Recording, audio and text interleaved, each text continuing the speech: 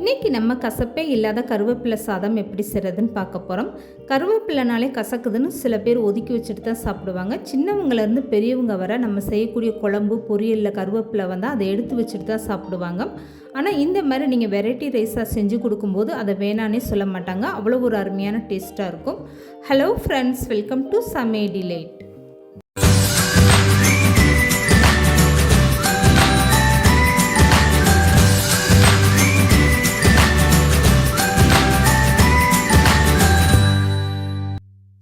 இப்போ இந்த கருவேப்பிலை சாதம் செய்கிறதுக்காக ஃபஸ்ட்டு கருவேப்பிலை பொடி செஞ்சிடலாம். இதுக்காக ஒரு அகலமான பாத்திரம் எடுத்துக்கோங்க.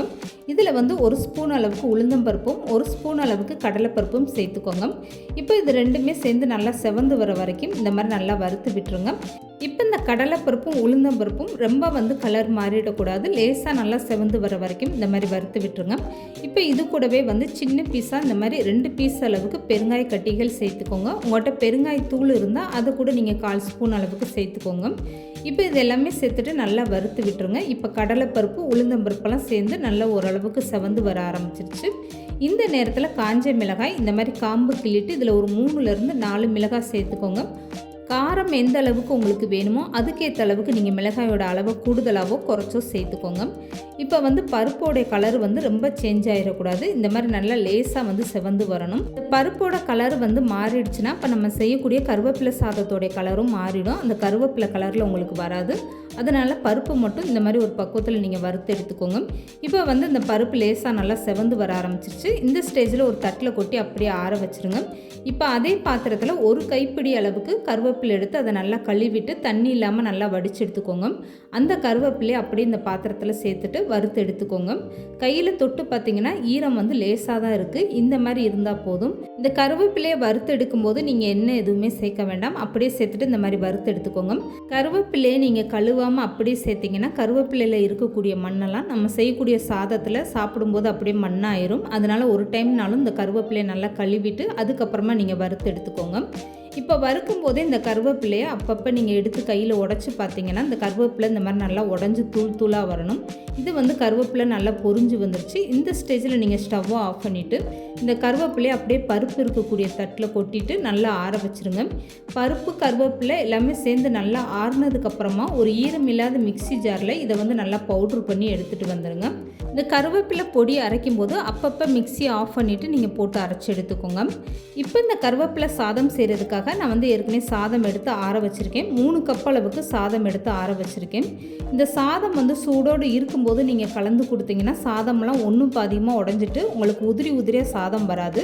அதனால் ஃபஸ்ட்டு சூடான சாதத்தை எடுத்து இந்த மாதிரி நல்லா ஆற வச்சுருங்க. இதில் 3 ஸ்பூன் அளவுக்கு நல்லெண்ணெய் சேர்த்துக்கோங்க. இப்போ பவுட்ரு பண்ணி எடுத்துருக்க கருவேப்பிலை பொடியை அப்படியே சேர்த்துக்கோங்க. இப்போ இந்த கருவேப்பிலை பொடி பார்த்திங்கன்னா 3 கப்பு சாதத்துக்கு அப்படியே நான் வறுத்தெடுத்து எல்லா பொடியுமே சேர்த்துருக்கேன். இது எனக்கு கரெக்டான அளவாக இருந்துச்சு. இதுக்கு மேலே நீங்கள் எக்ஸ்ட்ரா பொடி செய்யணும்னா கூட மற்ற பொருட்கள்லாம் சேர்த்துட்டு இந்த மாதிரி நீங்கள் பொடியாக செஞ்சு வச்சுக்கோங்க. இதை நீங்கள் இட்லிக்கு கூட இட்லி பொடி மாதிரி பயன்படுத்தலாம். ரொம்பவே அருமையான டேஸ்ட்டாக இருக்கும். அதிக அளவில் இந்த பொடி செஞ்சு வச்சிங்கன்னா எப்போ கருவேப்பிலை சாதம் செய்யணுமோ அந்த மாதிரி டயத்தில் நீங்கள் பொடியை பயன்படுத்தி கருவேப்பிலை சாதம் செஞ்சுக்கலாம். இப்போ கருவேப்பிலை பொடியை போட்டு சாதத்தோடு நல்லா கலந்து கொடுத்ததுக்கப்புறம் சாதத்துக்கு தேவையான அளவு உப்பும் போட்டு ஒரு டைம் நல்லா கலந்து கொடுத்துருங்க. இப்போ இந்த சாதம் அப்படியே இருக்கட்டும். இப்போ கருவேப்பிலை சாதத்துக்கு ஒரு தாளிப்பு கொடுத்துடலாம். இதுக்காக வேறு ஒரு அகலமான பாத்திரத்தில் 4 ஸ்பூன் அளவுக்கு நல்லெண்ணெய் சேர்த்துக்கோங்க. நல்லெண்ணெய் சேர்த்து செய்யும்போது உங்களுக்கு கருவேப்பிலை சாதம் நல்லா டேஸ்ட்டாக இருக்கும். இப்போ இது கூடவே 1 ஸ்பூன் அளவுக்கு கடுகு உளுந்து சேர்த்துக்கோங்க. இப்போது கடுகு உளுந்து நல்லா பொரிஞ்சதுமே 3 ஸ்பூன் அளவுக்கு பச்சை வேர்க்கடலை சேர்த்துக்கோங்க. உங்கள்கிட்ட வறுத்த வேர்க்கடலையாக இருந்தால் சாதம் கிளறும் போது லாஸ்ட்டாக சேர்த்துட்டு கிளறி விட்டுக்கோங்க.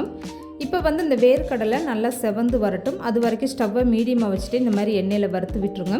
இப்போ வேர்க்கடலை நல்லா பொரிஞ்சு வந்துருச்சு. இந்த ஸ்டேஜில் முந்திரி பருப்பு ஒரு 10லேருந்து 15 முந்திரி பருப்பு சேர்த்துக்கோங்க.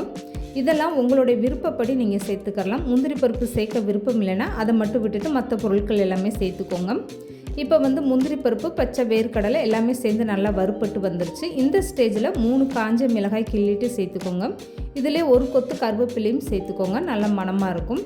இப்போ இந்த கருவேப்பிலையை எல்லாமே சேர்த்ததுக்கப்புறமா நல்லா ஒரு டைம் இந்த மாதிரி கலந்து கொடுத்துருங்க. இப்போ காஞ்ச மிளகாய் கருவேப்பிலையெல்லாம் சேர்ந்து நல்லா பொரிஞ்சு வந்ததுமே ஸ்டவ்வை ஆஃப் பண்ணிடுங்க. இந்த கருவேப்பிலை சாதத்துக்கு எந்த ஒரு சைட் டிஷ்ஷுமே தேவையில்லைங்க. இதில் சேர்த்துருக்க முந்திரி பருப்பு, வேர்க்கடலை அப்படியே சாப்பிடும்போது ரொம்பவே அருமையான டேஸ்ட்டாக இருக்கும். இப்போ இந்த தாளிப்பை கருவேப்பிலை சாதத்தோடு சேர்த்துட்டு ஒரு டைம் வந்து கரண்டி வச்சு இந்த மாதிரி லேசாக கலந்து கொடுங்க. சாதம் வந்து ரொம்ப சூடாக இருந்தால் உங்களுக்கு முழுசாக வராது, சாதம் அங்கங்கே உடஞ்சிட்டு தான் வரும். அதனால் நல்லா ஆற வச்சுட்டு அதுக்கப்புறமா இந்த கருவேப்பிலை சாதம் நீங்கள் செய்யுங்க. இப்போ 3 கப்பு சாதத்துக்கு நான் அரை எலும்புச்சம்பழம் சாறு சேர்த்துருக்கேன். இதில் வந்து நீங்கள் சின்ன எலும்புச்சம்பழமாக இருந்தால் ஒரு பழத்தோட சாறு தாராளமாக சேர்க்கலாம். இப்போ இது கூடவே 2 ஸ்பூன் அளவுக்கு நெய் சேர்த்துக்கோங்க. இதெல்லாமே சேர்த்துட்டு ஒரு டைம் வந்து கரண்டி வச்சு நல்லா கலந்து கொடுத்துருங்க.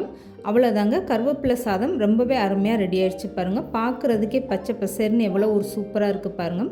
இதில் வந்து நம்ம வேர்க்கடலை, முந்திரி பருப்பு, எலும்புச்சம்பழ சாரெல்லாம் சேர்த்துருக்கிறதுனால சாப்பிட்றதுக்கு அப்படி ஒரு அருமையான டேஸ்ட்டாக இருக்கும்.